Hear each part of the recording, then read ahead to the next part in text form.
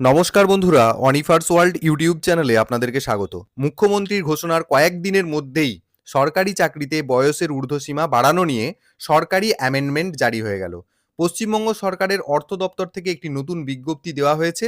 এই বিজ্ঞপ্তি অনুযায়ী রাজ্যের সরকারি চাকরিতে নিয়োগের ক্ষেত্রে আবেদনের সর্বোচ্চ বয়সসীমা এক ধাক্কায় অনেকটা বাড়িয়ে দেওয়া হলো।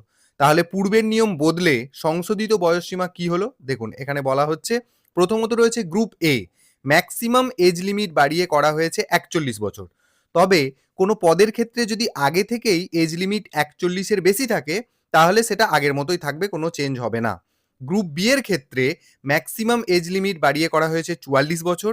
গ্রুপ সি এর ক্ষেত্রে ম্যাক্সিমাম এজ লিমিট বাড়িয়ে করা হয়েছে ৪৫ বছর এবং গ্রুপ সি এর মতোই গ্রুপ ডি এর ক্ষেত্রেও ম্যাক্সিমাম এজ লিমিট বাড়িয়ে করা হয়েছে ৪৫ বছর।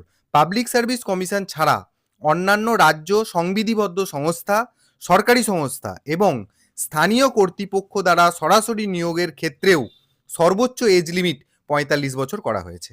এই নতুন নিয়মটি ১১ই মে ২০২৬ থেকে কার্যকর হবে বলে সেই ধরনেরই উল্লেখ এখানে করা হয়েছে। দেখুন, লেখা হয়েছে come into force with effect from the 11th May of 2026। তো সরকারি চাকরি সংক্রান্ত ছোট্ট আপডেট ভিডিওটি সকলের সাথে শেয়ার করুন এবং আপনারা যারা আমার চ্যানেলে নতুন তারা চ্যানেলটিকে সাবস্ক্রাইব করে নিতে ভুলবেন না।